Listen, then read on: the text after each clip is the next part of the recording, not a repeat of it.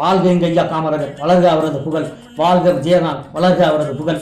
அதாவது அண்ணன் ராஜகண்ணப்பன் அவர்கள் இன்னைக்கு தேமுதிக மீது ஒரு வார்த்தையை பயன்படுத்தியிருக்கார். அந்த வார்த்தையை பயன்படுத்தலாமா என்பதை அவர் தெரிஞ்சு சொன்னாரா தெரியாமல் சொன்னாரான்னு தெரில. அதாவது தலைவர் விஜயகாந்த் அவர்கள் உயிரோடு இல்லைன்ன உடனே இன்னைக்கு எப்படிலாம் பிறண்டு பேசாங்க பாருங்க.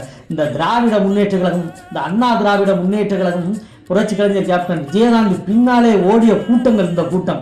அந்த கட்சியினுடைய 2 தலைவர்களுமே அப்படிதான். கேப்டனை எப்படியாவது நம்ம கூட்டணிக்கு கொண்டு வரணும்னு சொல்லி தேசிய முற்போக்கு திராவிட கழகத்திடம் சரணடைந்த கட்சி இந்த 2 கட்சி. அன்னைக்கு தெரியவில்லை இவர்களுக்கு தேசிய முற்போக்கு திராவிட கழகம் பெரிய கட்சியாக.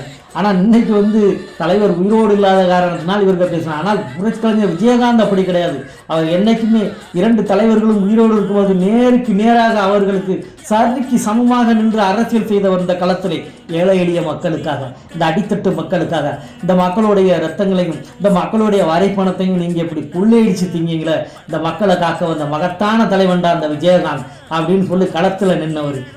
மக்களை மறந்து விடாதீர்கள், மக்களே நம்புறேன், என் மக்களை நம்புறேன் என்று உங்களுக்காக இந்த களத்திலே நின்ற மகத்தான கலைஞர் புரட்சி கலைஞர் கேப்டன் விஜயகாந்த் அவர்கள் இன்று நம்மோடு இல்லை.